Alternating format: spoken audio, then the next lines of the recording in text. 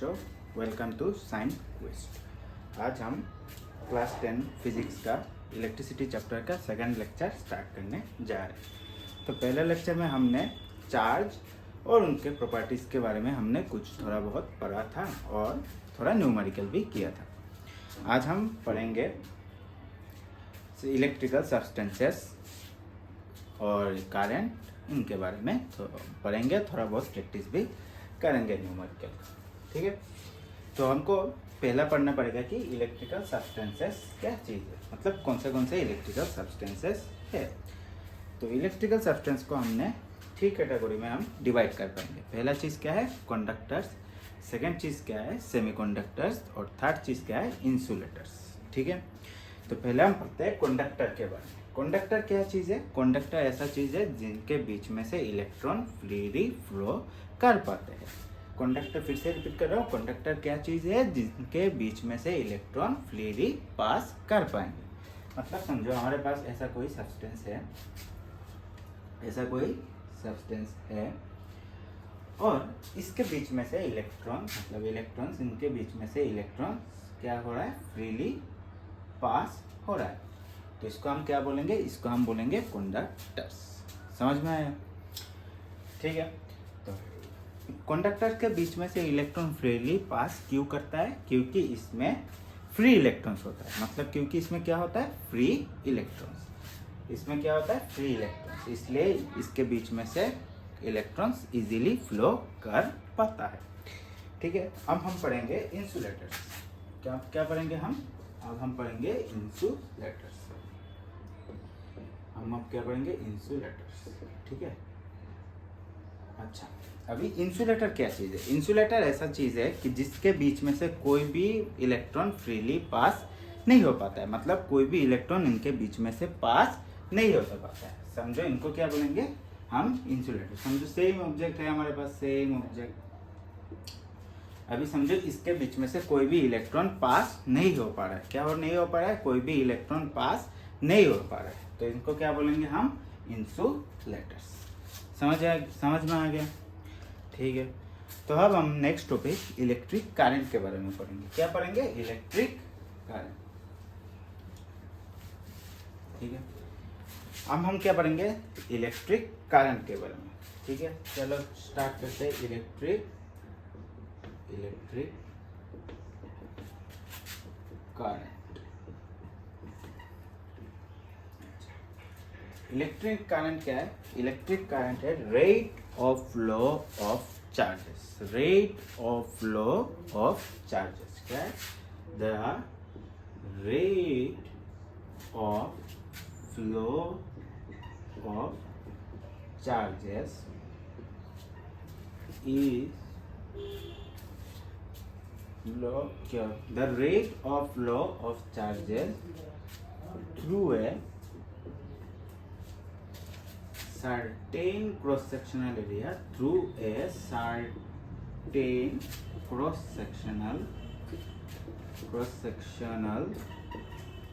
area।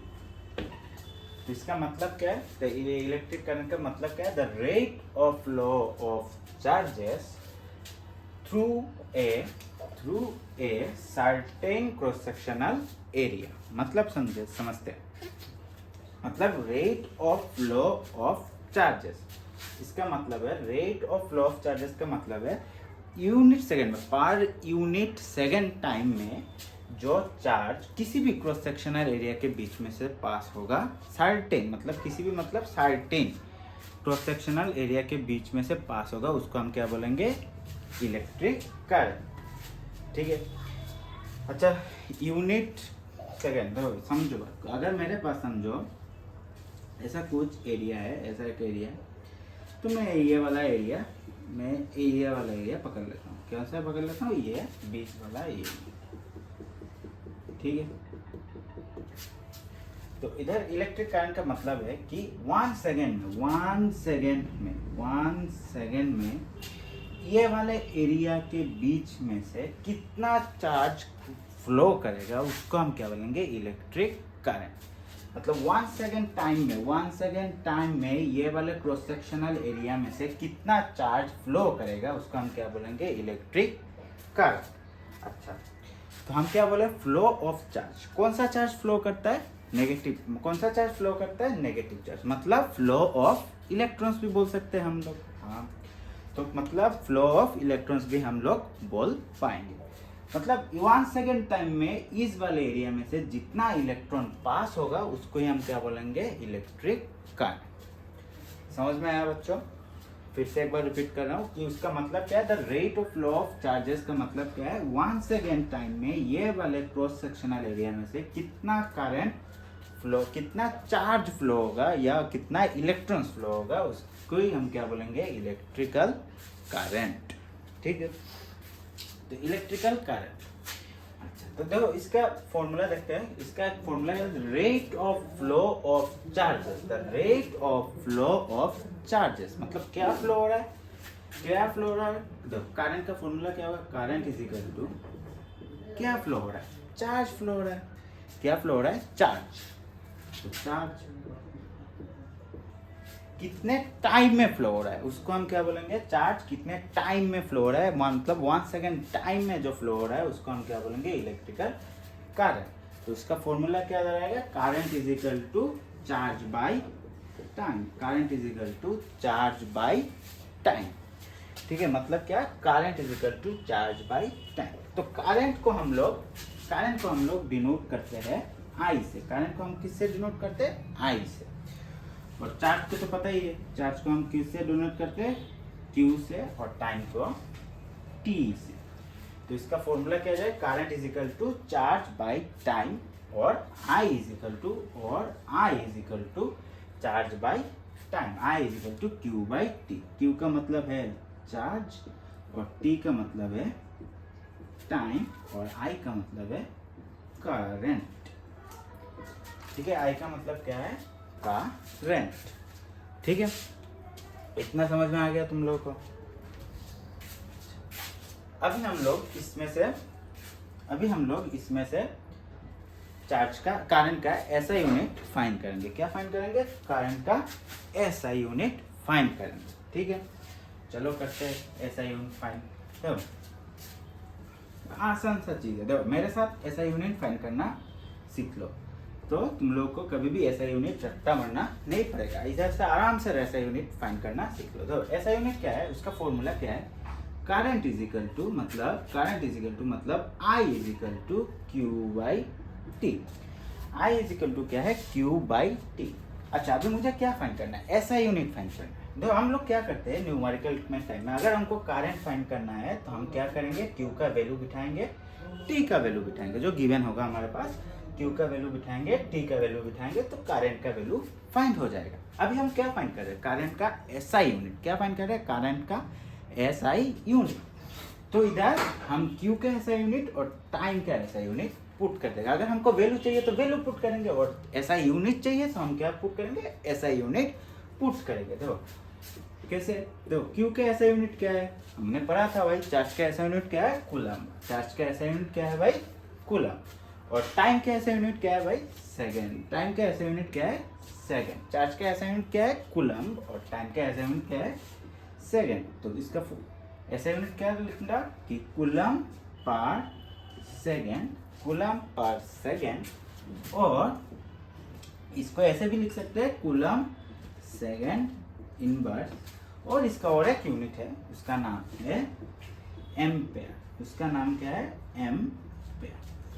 तो एम्पेयर इसका सबसे रिनाउंड यूनिट है। एम्पेयर क्या है, सबसे रिनाउंड यूनिट है इसका एम्पेयर। तो हम इन तीनों में से कोई भी दे पाएंगे। ठीक है, तो हमको क्या लिखना है, चार्ज का यूनिट क्या है, ऐसा यूनिट क्या निकला, coulomb per second, coulomb per second और एम्पेयर। ठीक है, कूलम पर सेकंड के ऐसे भी लिख सकते हैं, कूलम पर सेकंड इनवर्स भी लिखता है, कूलम सेकंड इनवर्स भी लिख सकते हैं, और इसका ऐसा यूनिट क्या है, एम्पेयर। ठीक है, तो याद रखना, जब हम एम्पेयर लिखेंगे, जब भी कोई भी चीज में न्यूमेरिकल के बाद करंट के यूनिट जब हम एम्पेयर लिखेंगे, तब सब समय इसको हम कैपिटल लेटर में लिखेंगे, मतलब ब्लॉक लेटर में यूज करेंगे। एम्पेयर को हम सब समय किस में लिखेंगे, ब्लॉक लेटर में। समझ में आ गया, एम्पेयर को हम सब समय किस में लिखेंगे, ब्लॉक लेटर में। ठीक है, अच्छा, वो तो समझ में आ गया तुम लोग को। अभी हमारा और एक क्वेश्चन, अभी हमारा और एक क्वेश्चन क्या है, क्या आता है एग्जाम में बहुत ही आता है कि तुम डिफाइन करो इसका ऐसा यूनिट, मतलब तुमको बोला जाएगा कि 1 एम्पेयर को डिफाइन करने के लिए क्या बोला जाएगा, ऐसा क्वेश्चन आएगा, डिफाइन द ऐसा यूनिट ऑफ करंट, या फिर डिफाइन 1 एम्पेयर। ठीक है, तो देखो कोई भी चीज़ नहीं समझो बात, 1 एम्पेयर का मतलब क्या है समझो। मेरा ये क्रॉस सेक्शनल एरिया, ठीक है, मेरा ये क्या है क्रॉस सेक्शनल एरिया, इसके बीच में से अगर ये 10 चार्जेस मतलब 10 कूलम ऑफ चार्जेस 1 सेकंड में फ्लो हो रहा है, क्या बोल रहे हो 10 कूलम ऑफ चार्जेस 1 सेकंड में फ्लो हो रहा है, तो इसका करंट क्या होगा 10 एम्पेयर। समझ में आएगा, मतलब क्या, अगर मेरा 10 कूलम ऑफ चार्जेस 1 सेकंड में फ्लो हो रहा है तो इसका मतलब क्या है कि इसमें करंट कितना है 10 एम्पेयर, इसमें करंट कितना है 10 एम्पेयर। ऐसे अगर मेरा 100 कूलम ऑफ चार्ज मतलब 100 कूलम ऑफ चार्ज 1 सेकंड में पास हो रहा है तो उसका करंट कितना होगा 100 एम्पेयर, इसका चार्ज कितना होगा 100 एम्पेयर। समझ में आया। ऐसे ही अगर हम बोले इधर 50 कूलम ऑफ चार्ज फ्लो हो रहा है तो उसका करंट कितना होगा 50 ampere.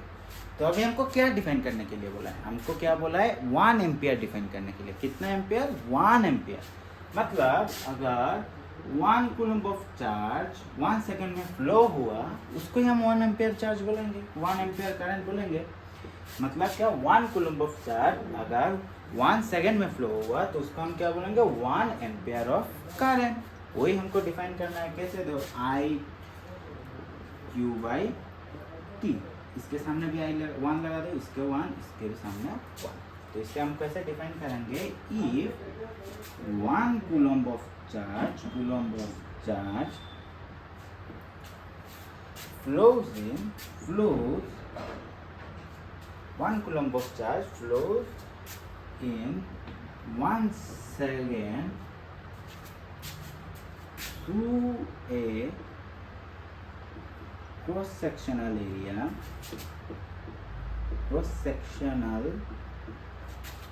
area, then the current is said to be 1 ampere, said to be 1 ampere. तो मैंने पहले ही बोला था जब भी हम एम्पेयर यूज करेंगे ए को हम क्या लिखेंगे ब्लॉक लेटर मतलब कैपिटल लेटर में लिखेंगे। ठीक है, समझ में आ गया इतना तक। तो देखो इसमें से हम लोग को और एक चीज़ समझ में आ रहा है कि हम थोड़ा बहुत देखते हैं आई का फॉर्मूला, थोड़ा बहुत देखते हैं कि क्या देखते हैं। देखो अगर मेरा फॉर्मूला है, करंट का फॉर्मूला क्या है, I is equal to Q by T, I is equal to क्या है क्यू बाई टी। अच्छा, तो मेरा डेफिनेशन क्या था, मेरा डेफिनेशन था कि charge the amount of charge flows in 1 second, the amount of charge flows in 1 second, मतलब मेरा टाइम कितना है 1 सेकेंड, मतलब मेरा टाइम कितना है 1 सेकेंड। तो देखो टाइम के प्लेस में अगर मैं 1 पुट करता हूँ, टाइम के प्लेस में अगर मैं 1 पुट करता हूँ तो इसमें से क्या निकल रहा है कि आई इक्वल टू क्यू, नीचे डिनोमिनेटर में 1 लिखना और नहीं लिखना एक ही बात है। तो आई इक्वल टू क्या निकला है क्यू, मतलब इससे क्या पता चल रहा है, अगर मेरा ज़्यादा चार्ज फ्लो हुआ तो करंट भी क्या होगा ज़्यादा, मतलब अगर मेरा चार्ज अगर ज़्यादा हुआ तो करंट भी क्या होगा ज़्यादा। अगर मेरा चार्ज अगर कम फ्लो हुआ तो करंट भी कितना होगा कम। ठीक है, मतलब करंट किसके ऊपर डिपेंड कर रहा है, करंट डिपेंड कर रहा है चार्ज के ऊपर, करंट किसके ऊपर डिपेंड कर रहा है चार्ज के ऊपर। अगर हम टाइम को 1 सेकंड पकड़ ले, ठीक है, अगर हम टाइम को 1 सेकंड पकड़ ले तो चार्ज किसके ऊपर डिपेंड कर रहा है, चार्ज डिपेंड कर रहा है करंट के ऊपर। सॉरी, अगर हमने टाइम को 1 सेकंड पकड़ लिया तो करंट किसके ऊपर डिपेंड कर रहा है, करंट चार्ज के ऊपर डिपेंड कर रहा है। ठीक है, क्योंकि हमारे डेफिनेशन में क्या है कि करंट क्या है, the flow of charge in per unit second, मतलब यूनिट सेकेंड मतलब 1 सेकंड में जितना चार्ज फ्लो होगा उसको हम क्या बोलेंगे करंट। तो 1 सेकंड में अगर चार्ज फ्लो हुआ, टाइम के प्लेस में कौन बैठेगा? 1। तो टाइम के प्लेस में अगर 1 बैठा तो करंट इज इक्वल टू क्या निकल रहा है? Current is equal to Q निकल रहा है। मतलब अगर चार्ज निकला, चार्ज बढ़ा, मतलब क्यू अगर बढ़ा तो करंट भी क्या होगा? बढ़ेगा। अगर क्यू अगर कम हुआ तो करंट भी क्या हो रहेगा? कमेगा। समझ में आया बच्चों? अभी हम थोड़ा बहुत न्यूमेरिकल कर लेंगे, इसमें से थोड़ा बहुत न्यूमेरिकल करते हैं तो कॉन्सेप्ट और भी क्लियर हो जाएगा। जितना समझ में आएगा वो वाला कॉन्सेप्ट और भी क्या हो जाएगा? क्लियर हो जाएगा। थोड़ा बहुत न्यूमेरिकल करते हैं अभी।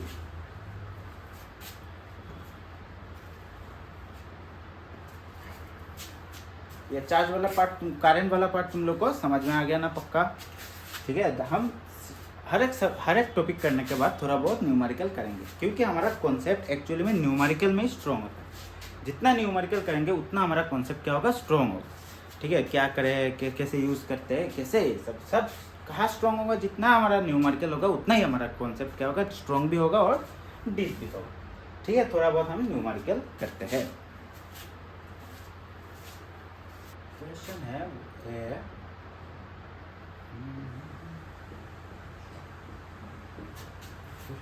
current of 0.5 ampere is drawn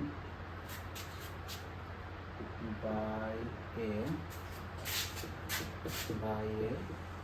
filament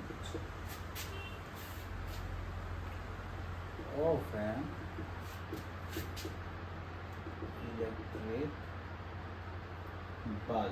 electric bulb for 10 minutes. Find the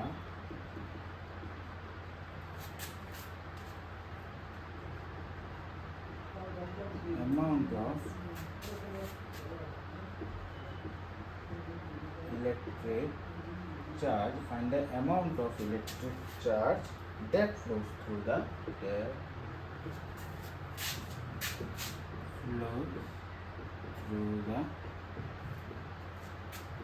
circuit. Goes through the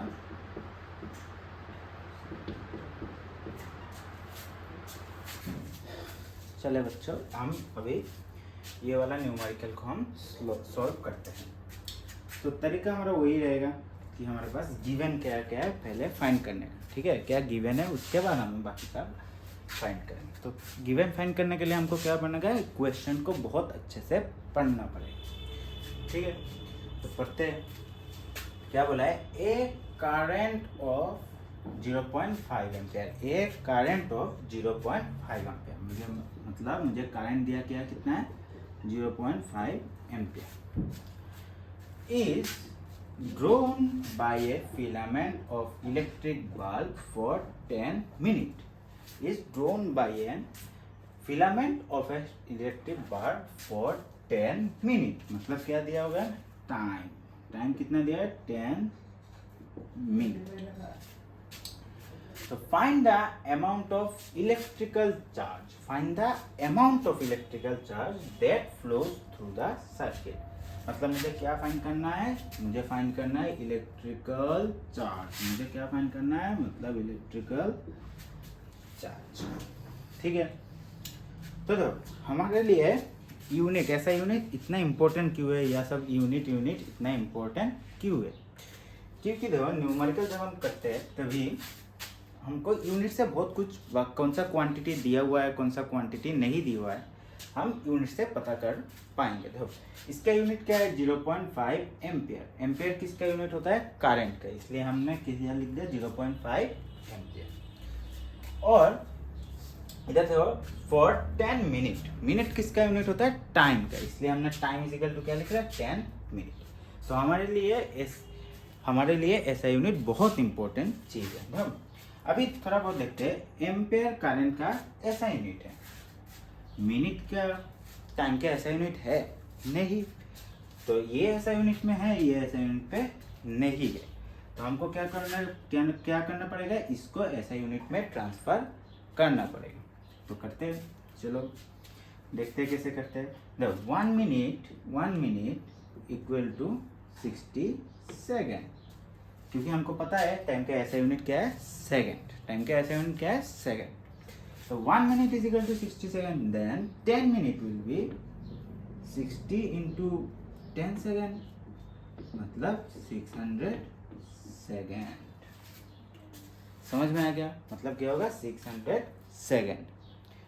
ठीक है, तो ये क्या हो गया, 600 सेकेंड। अभी हमको क्या फाइंड करना है, क्यू।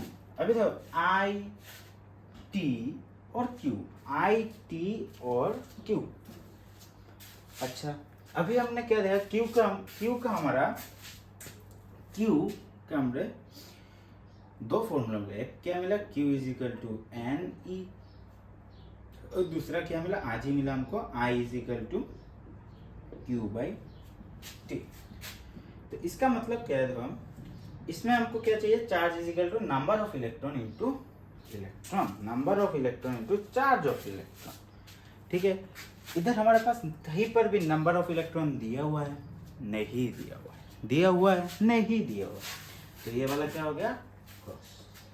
तो देखो हमारे पास आई दिया हुआ है, टी भी दिया हुआ है, मतलब आई मतलब करंट भी दिया हुआ है, टी मतलब टाइम भी दिया हुआ है। तो हम कौन सा फॉर्मूला यूज करेंगे क्यू फाइंड करने वाले, ये वाला फॉर्मूला। कौन सा फॉर्मूला यूज करेंगे, ये वाला, I is equal to Q by T. तो लगाते हैं, देखो हमको क्या मिला, I is equal to Q by T. तो therefore Q is equal to क्या होगा भाई, क्यू के साथ ये टी किसमें है, इनटू में, टी किसमें है, डिवाइड में, सॉरी टी के साथ ये टी किसमें है, डिवाइड में, टी के साथ ये डी किसमें, डिवाइड। तो अगर ये इधर से इधर आ गया तो क्या हो जाएगा, इनटू टी। ठीक है, ये क्या हो जाएगा, I into T is equal to Q. तो चलो तो बैठाते हैं, Q is equal to I के वैल्यू कितना है, 0.5 एम्पियर। यूनिट तो बाद में बिठा देंगे, एम्पियर। और टाइम का यूनिट क्या है, 6। टाइम कितना है, 600 सेकेंड।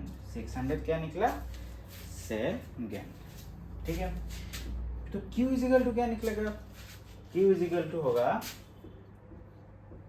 इसके साथ 600 इंटू करते हैं, तो करते हैं 600, 0.5 के साथ 600 इंटू करोगे तो क्या आएगा, 6 के साथ 5 इंटू करोगे तो कितना आएगा, 30। उसके बाद 2 जीरो है तो 2 जीरो। ठीक है, पॉइंट मेरा कितने घर के ऊपर है, सामने 1 घर के ऊपर। तो कितना आ गया मेरा, 300 कूलम। कितना आ गया मेरा, 300 कूलम। ठीक है,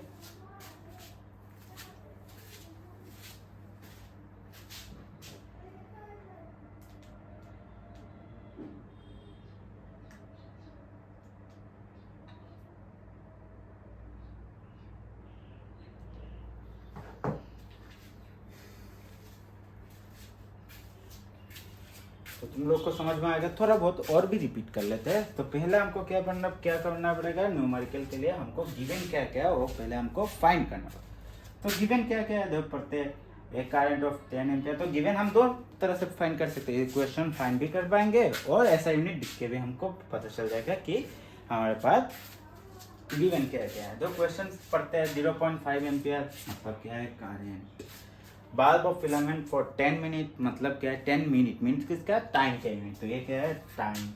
तो जो ये एम्पियर में, ये मिनट में, एम्पियर मतलब ऐसा यूनिट और मिनट का मतलब ऐसा यूनिट नहीं है। मतलब ये टाइम पे ऐसा टाइम ऐसा यूनिट पे नहीं है। तो टाइम को हमको क्या करना पड़ेगा, ऐसा यूनिट में ट्रांसफर करना पड़ेगा। मतलब जो टाइम मिनट में है उसको हमको किस में लाना पड़ेगा, सेकेंड में। तो लाते हैं सेकेंड में, सेकेंड में लाने से कितना हो गया, 600 सेकेंड। उसके बाद हमको Q फाइंड करना है। तो Q का हमारा फिर से दो फॉर्मूला मिला है कि एक Q is equal to N into E, और दूसरा क्या मिलेगा, I is equal to Q by T.